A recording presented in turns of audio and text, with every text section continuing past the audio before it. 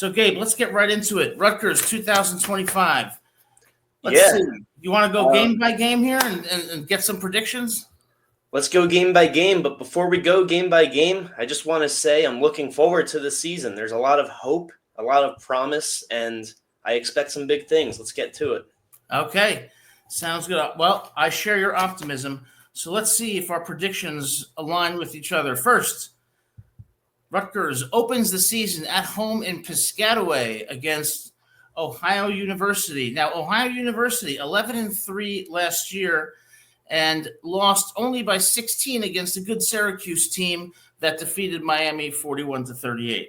I think this is a Rutgers victory, 30-17. What's your thoughts, Gabe? See, I have all this optimism, but not for this game. This is a learning curve on defense when you only bring back two people. It's going to be a trial and error run first game. It is at home, so I expect it to be close, a one-score game. But Ohio, they had a 7-game winning streak to end the year last year. I think they're going to come out firing this year with something to prove because their big brother just won the national championship. So I expect Ohio to win. I'll call it 27-20. I mean, we're going to compete, but I don't see us winning that one. Wow, so Gabe is predicting the shocking upset in Piscataway. Rutgers starts out 0-1. I've got them at 1-0. Now, about that defense, only 2 starters returned, but I will say Greg Shallow has done a great job getting some players from the portal. From Ohio University, of all places, Bradley Weaver, defensive end, is coming in at 6'4" and 262, 44 tackles last year. And Eric O'Neill from James Madison, 52 tackles, 18.5 for loss. So they are bringing in some defensive linemen and some people in the secondary, but you're right, it's going to be a new unit, so it may take some adjustment. Now we turn to Miami of Ohio, 9-5 in 2024. Now, they did defeat Northern Illinois 20-9, a Northern Illinois team that went into South Bend and defeated the Fighting Irish. What's your take? My take is that I believe we win this game. We come off of a rough loss against Ohio. We stay with the same state opponent still at home. We win this one, first home win of the year. We figure out what schemes work versus Ohio and which ones don't, and we implement them into Miami of Ohio. It's going to be a tough match, but we're going to build our foundation. Week 2, that's where I expect things to turn around after a rough week 1, a rough bowl game last year. And this is where the culture changes. Week 2, we win 23-20. Okay, that's a pretty good prediction. I agree with you. I think we win this game, but just by a slightly bigger margin. I like us 30-20 against Miami of Ohio. You want to take the next 2? Yeah, so these next 2 kind of clumped together for me because they're both at home. We have 4 straight home games to start out the year, which leaves the rest of the schedule, the latter bit, a little tough. But for me, versus Norfolk State, I have a convincing win. I can see us scoring in the 40s. I see them scoring in the teens. We take advantage of their 1-4 away record, their 2-3 conference record, and we come out firing. This is the statement game for me. And before I go into week 4, would you like to give your prediction? Well, I'll first say this. I didn't know that Norfolk State had a football program. And on this show, I'm calling for them to suspend their program. But as a 4-8 team last year in 2024 against competition that's clearly inferior to what Rutgers faces in the Big Ten, I'm thinking a 45-10 victory for the Scarlet Knights. So we're in agreement. We're in agreement. Same score and everything, although mine was a little more of a bigger range. You barely gave them that teens, but you gave it to them. So versus Iowa, last home stretch game. So they only put up 13 against Nebraska. They lost to UCLA.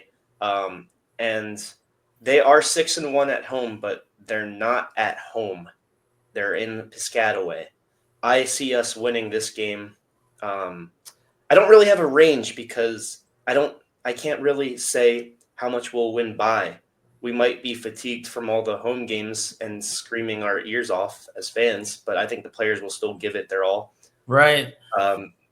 28 feels right. Maybe 28-17 around there.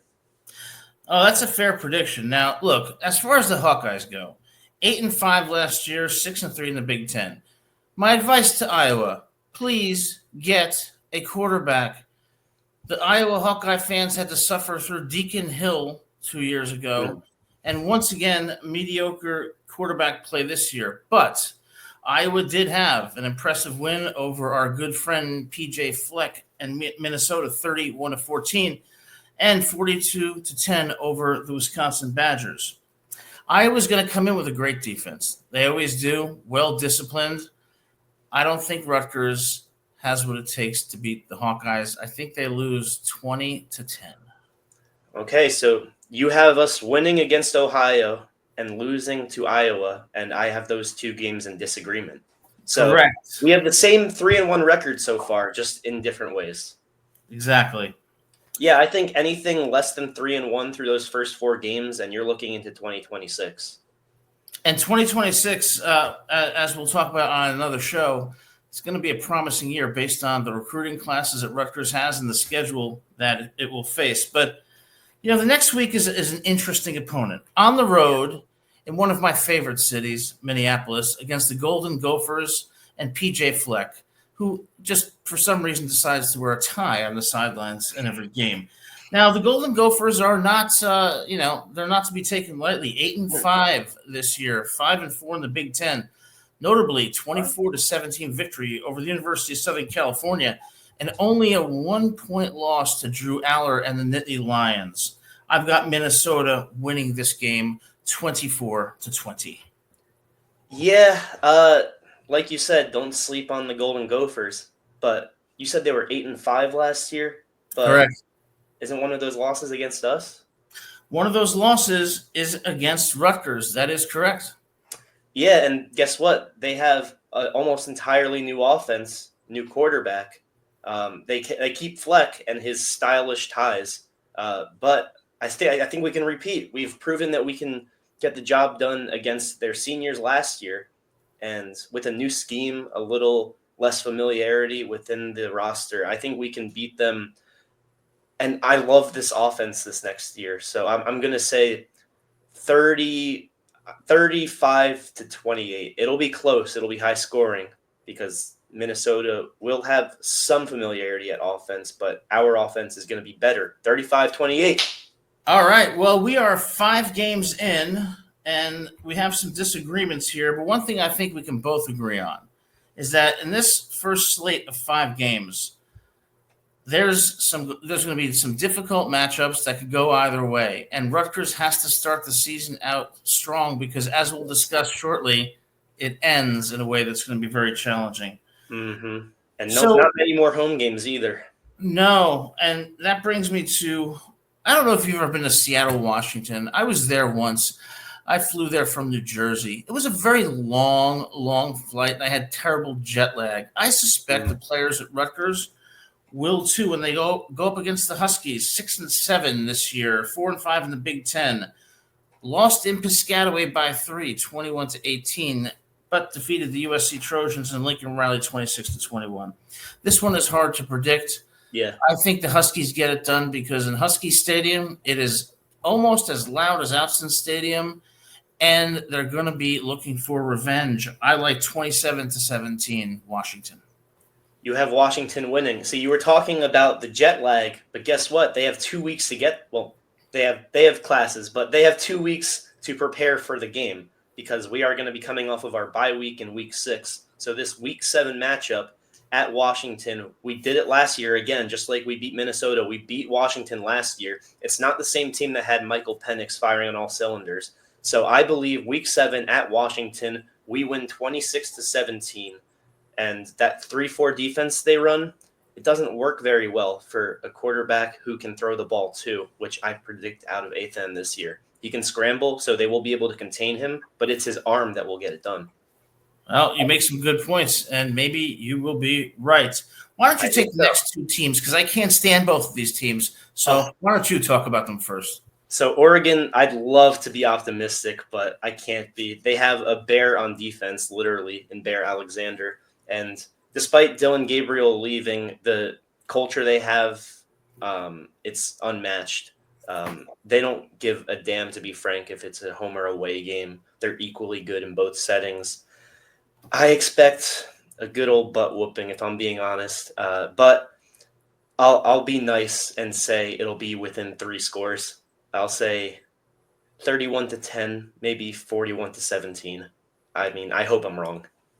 Well, that's certainly understandable. Now, as far as the Oregon Ducks go, Oregon, I said it in week 5 in 2024, you're finished. You have no chance at winning the national championship. Then you go to Camp Randall, you only score 16 points.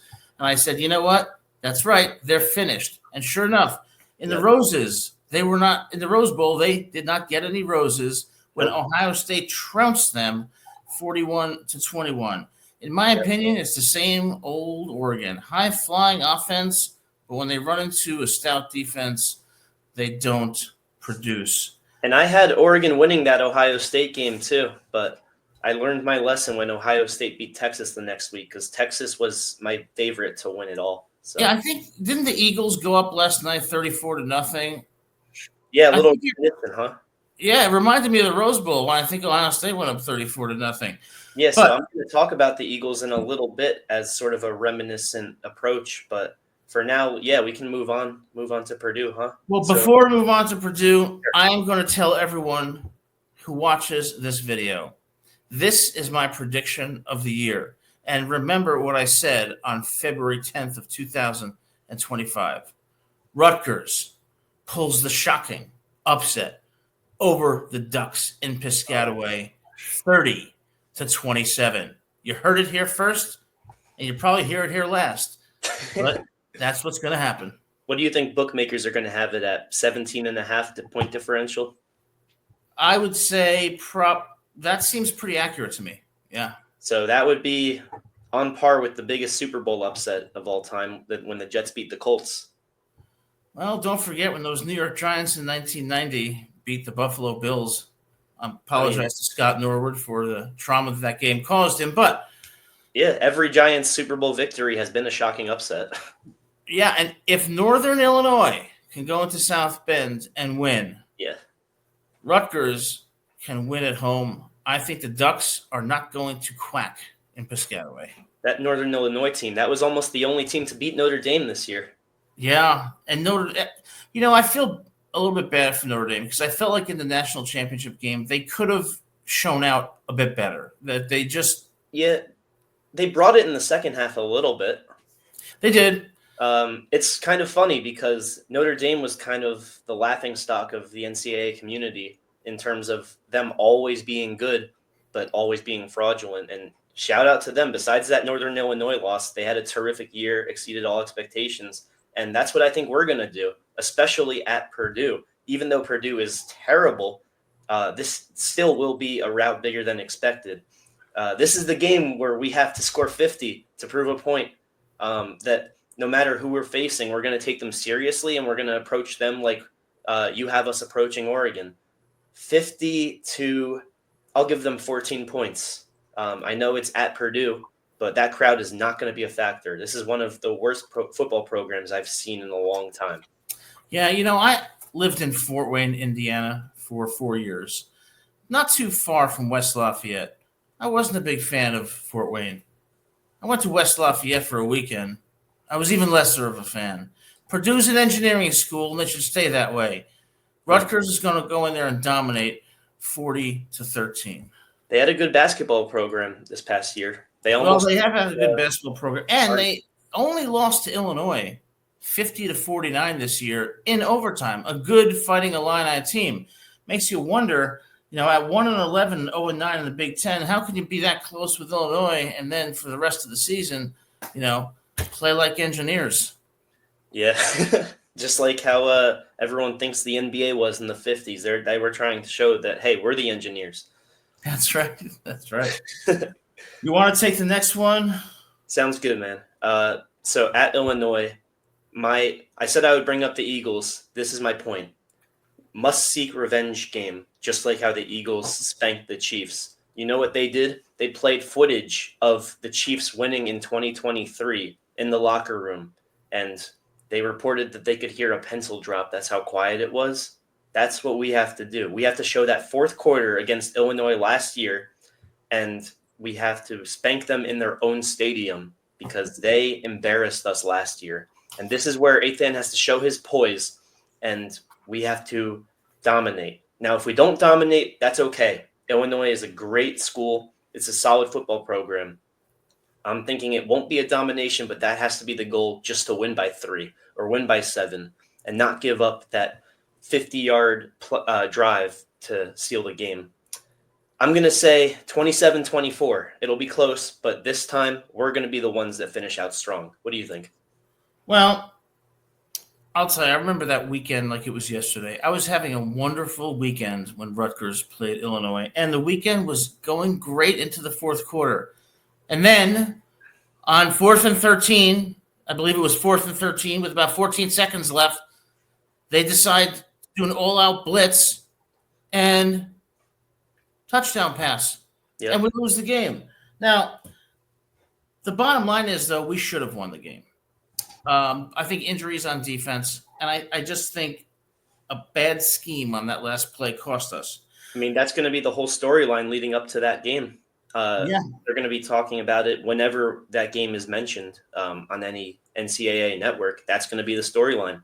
They should have a poster in the locker room that says 36-31. That's why we have to do what Stefan Diggs did, but we have to win the game instead of losing every year after. Yeah, absolutely. But I got to tell you, Illinois at home, they were 10-3 this year, 6-3 in the Big Ten. They're at home next year against the Scarlet Knights. Beat Michigan by 2 scores this year. I like the Illini 21-17 over Rutgers with Ethan Kaliakmanis throwing a late interception. Oh, no, don't bring that into existence. We're rooting for you, Ethan, but come on. Yeah, but his name is Ethan, not Drew. So we'll get to Drew Aller in a second. Drew, believe me, we'll get to you. All right, then next week, home against Maryland, a very strange Maryland team. Typically, like most Maryland teams, always very bizarre. Why do I say that? Well, they can pull off a 29-28 win over USC, but then go 1-8 in the Big Ten, 4-8 overall. A very inconsistent team. I like us to win 31-13 over the Terrapins. So I have a similar score. I have it 34-13. I think we get another little extra field goal just to add a little icing on the cake. But yeah, I mean, we're at home versus a bad football team. It should be an easy game. And if it's not, I will be disappointed.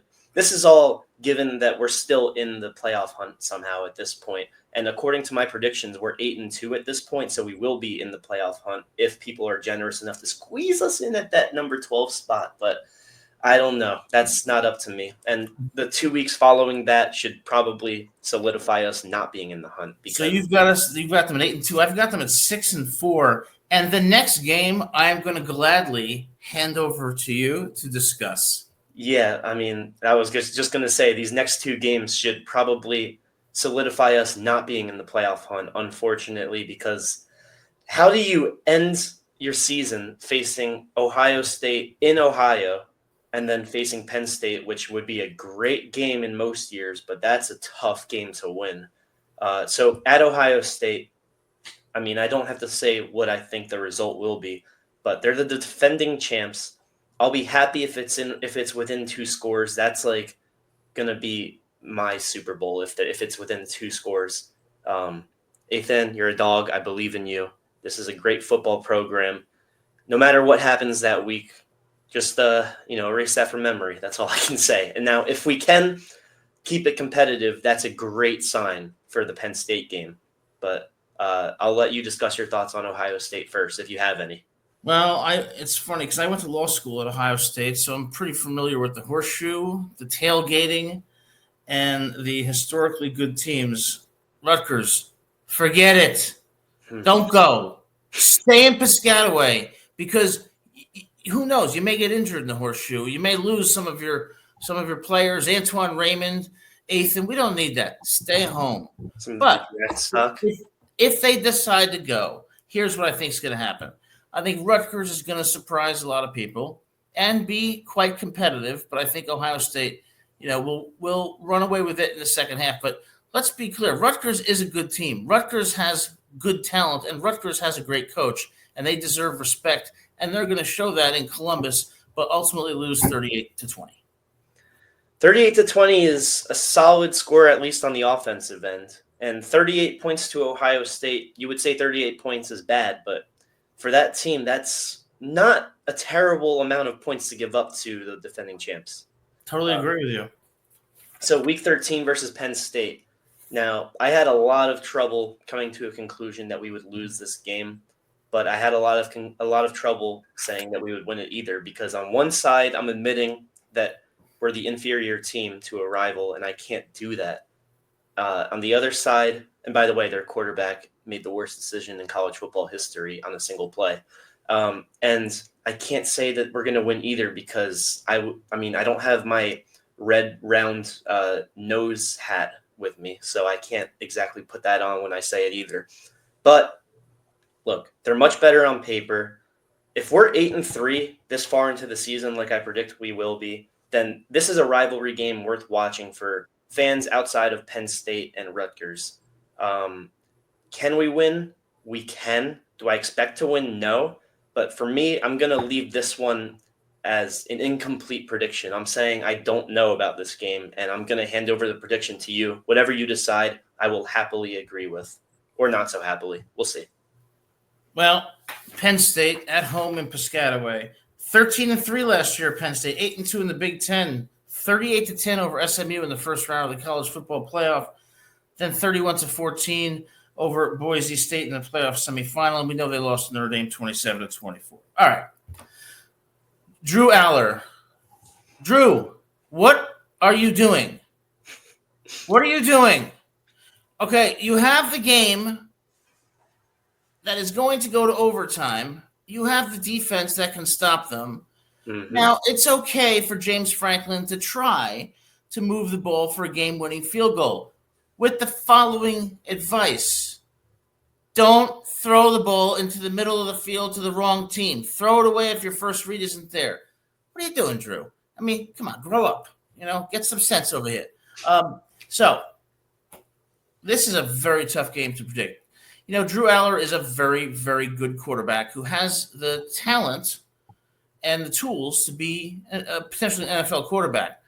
But that decision against Notre Dame was so poor that it makes you wonder, where's your head at, Drew? And I think in Piscataway, I think we're going to have a similar result. I think Rutgers is going to pull the upset, 26-23, to end the season at 7-5 over the Nittany Lions with a late Drew Aller interception in which he throws a pick as they are driving at the Rutgers 20-yard line. So, do you have that game being the decider for Penn State not getting into the playoffs, or do you think they eliminate themselves beforehand, or are they somehow undefeated at this point and this loss doesn't matter? Well, it reminds me of when Syracuse knocked Miami out of the playoffs in that 41-38 victory. Same thing here. Penn State out. James Franklin chastised. Drew Aller, third-round pick. Penn State goes home empty-handed once again. So you're saying we eliminate a contending team? We eliminate a contending team, and we look back on the season. I think it's a 7-5 season. We look back on the season once again, like this year, wondering what could have been because of very close losses at Illinois and ultimately, against Iowa. I think Illinois and Iowa are going to be the killers this year for the Scarlet Knights. Yeah, so I have the most important game being Miami of Ohio, because to me that's the tone setter for the rest of the year. I said that we would lose to Ohio, but even if we win and we lose to Miami of Ohio, we have no chance the final 2 weeks. So to me, that's the tone setter. If we lose early, so be it. One loss isn't going to eliminate you from all hopes with this new playoff format. But if you go 0-2, even if you go undefeated for the rest of the year, there's a great chance you don't get into the playoffs. So to me, that's the key, especially at home, because all the home games seem to be the first 4 weeks, give or take. Now, Illinois specifically, emotionally, that'll be the game of the year. But to me, Miami of Ohio. You got to do it, guys. Come on. I know you can. Yeah, and I think the only two things I'll say is when they play Penn State, they're going to be coming off of what's likely going to be a road loss at Ohio State. So they're going to have faced elite competition, which ironically may make them more ready for Penn State than they otherwise would have been. But remember, you heard it here first. The Ducks do not quack in Piscataway. So you have them 7-5. I have them 9-3. Okay. Well, we'll see how it plays out. Some great predictions, some great analysis